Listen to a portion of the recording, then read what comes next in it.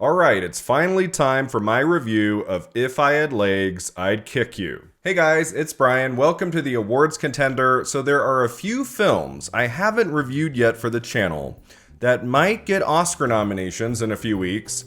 And one I had been planning on revisiting for a while was If I Had Legs, I'd Kick You, starring Byrne and Conan O'Brien.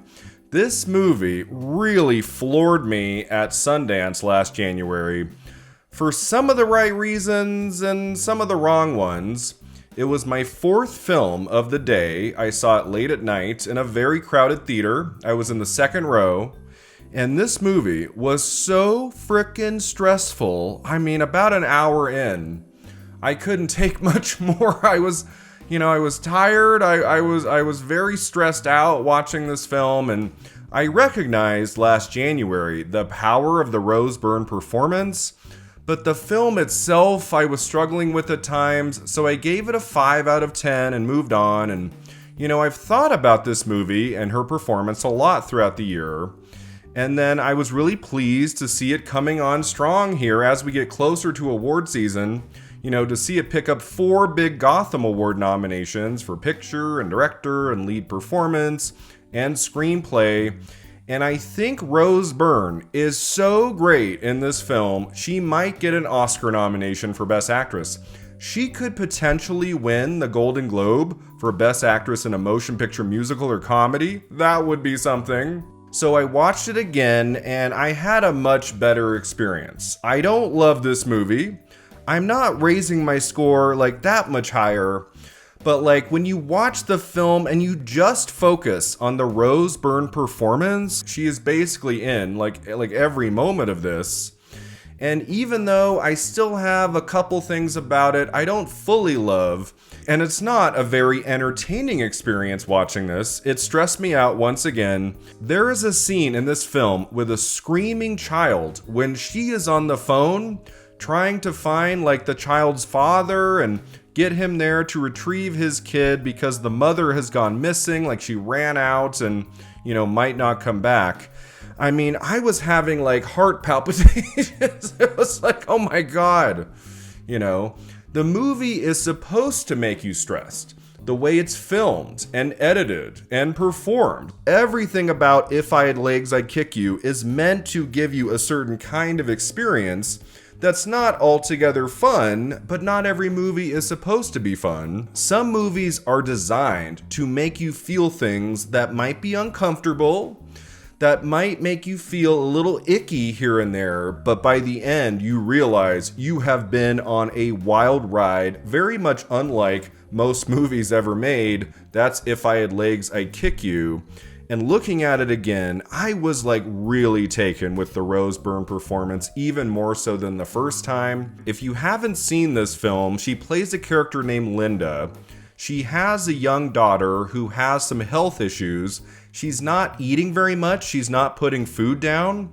So she has to be hooked up to machines to get her nutrients for the day. And she's trying to do everything she can to get her child better, physically, mentally, but nothing is working.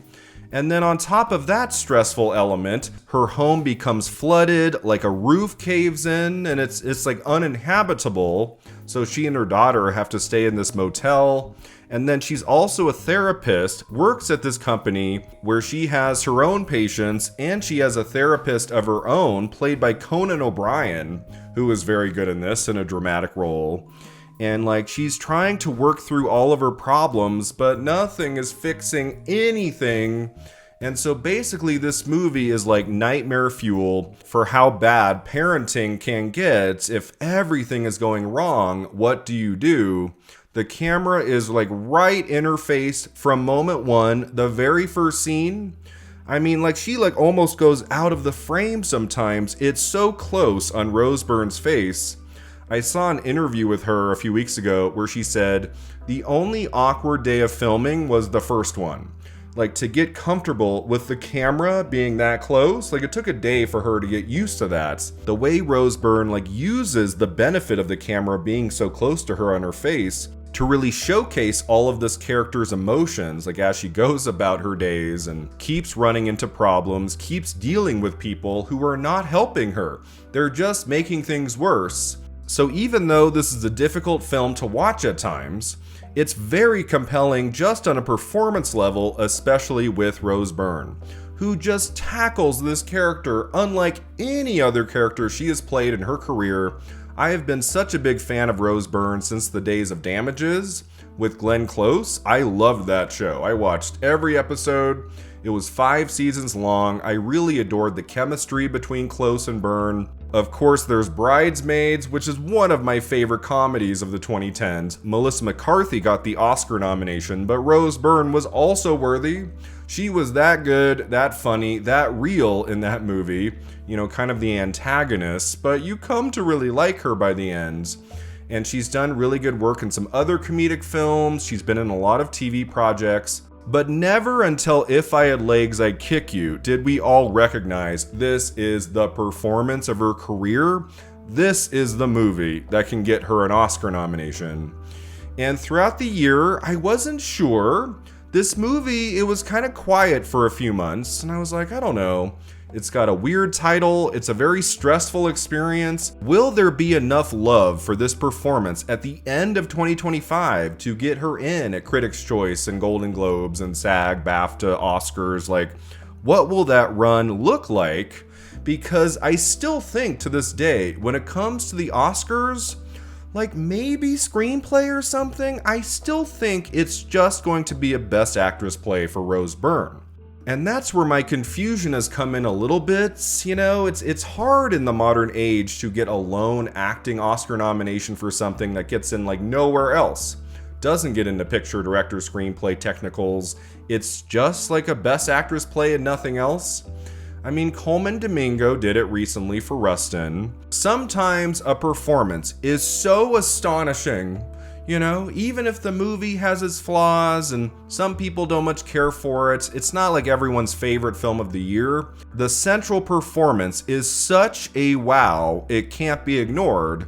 And I do think that's Rose Byrne in If I Had Legs, I'd Kick You. I was just so taken with all of her choices in the movie, major and minor. I think her best scene is that moment with Conan O'Brien when she talks about the abortion she had and she questions if she got rid of the wrong kid and breaks down crying. She is so incredible all throughout the movie, but especially in that moment. She just rips your heart out in that scene and in so many others. This woman just trying to stay afloat, and she keeps drowning, no matter her good intentions, no matter what she does. And Rose Byrne, I do think, was the right person to play this role. She has a history of dramatic work, she's very talented in drama, but I also think her rich history in comedy films and television shows, I think that benefits the character too, because there is like a sense of dark comedy here. Watching it again, I was like, it's kind of an update of David Lynch's Eraserhead. There are traces of very dark, like black comedy throughout the movie. There's one moment that made me laugh really hard when she's watching that horror film and she's like talking into the phone like, what is this movie called? Mother, daughter, zombies, mothers eating babies. The movie does have its occasional funny bits, even though ultimately it's very serious. I know people have questioned, like, Rose Byrne is going comedy musical at the Globes for this? Isn't that more of a drama? I can see that. It's very much like in the middle, but there is enough of a trace of some dark comedy elements. I do think it can go the other way. Because there are the occasional surreal moments, because it is kind of funny at times, I think that helps the movie. I think it helps her performance as well. So yeah, because Rose Byrne is so extraordinary in this film, I had to make an individual review of If I Had Legs, I'd Kick You on the awards contender. It wasn't sitting well with me the last few weeks that I didn't have a video like just focused on this one movie. I still don't think If I Had Legs, I'd Kick You is a great film, just because the experience of watching it, especially like in the middle 30 to 40 minutes, It's tough at times. It's a really tough watch here and there. I still don't love the point of view choice to never see her child. I understand why the filmmaker Mary Bronstein does that. It shows like the distance between mother and daughter, how isolated Linda is from her child and from everyone, really. I get it. I understand the point of view decision. But at times it does take me out of the narrative because it's like the director and the cinematographer, they're doing everything they can so that the camera doesn't catch her accidentally. It didn't have to be like we see her in every scene, but eventually around the hour mark, her absence in every scene she's in, it feels just kind of forced upon the viewer in a way I don't fully appreciate, even though I like the idea behind it. It's like we're seeing all of the other characters, and you could argue she's isolated from them too, like the Conan O'Brien character, the therapist, but we're seeing close-ups of him when she's not even looking at him. And speaking of Conan O'Brien, he's very good in this, in a dramatic role. I like his performance. He's in like 5 or 6 scenes. It's not one scene. He's one of the substantial supporting actors in this movie.